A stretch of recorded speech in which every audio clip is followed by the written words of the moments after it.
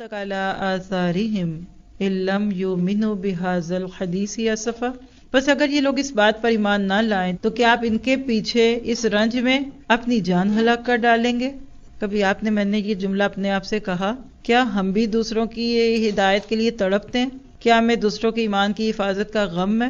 کسی نے کہا کہ آپ کو تو لگتا ہے امت کا درد بہت ہے، تو کیا کرے؟ درد خود کو ہو تو تکلیف ہو، تو دوسرے کو ہو تو اس کا درد نہ ہو. بے حس رہ کر دنیا سے جانے والے، ان کی قبریں کشادہ نہیں ہوں گی.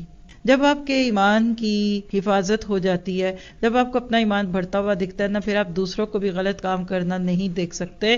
تو درد مندی نبی کا خاصہ تھی. اللہ آپ کے میرے اندر درد بھر دے، سنجیدگی بنا دے. لوگ مانے نہ مانے، لوگوں کے سامنے تو دنیا کی دل فریبیاں ہیں نا، ان کے لیے تو دنیا کی کشش بہت ہے. گریوٹی سے تو کئی گنا زیادہ اس دنیا کی کشش ہے.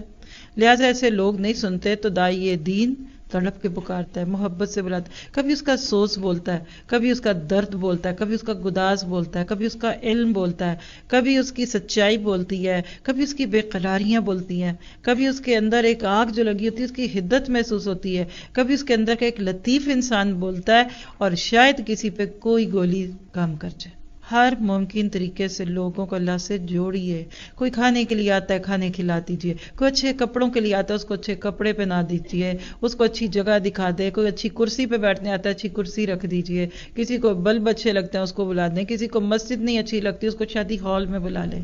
آپ کا میرا پہننا، اوڑھنا، ہر چیز لوگوں کو اللہ سے جوڑنے کے لیے ہو تو یہ سب عبادت ہے.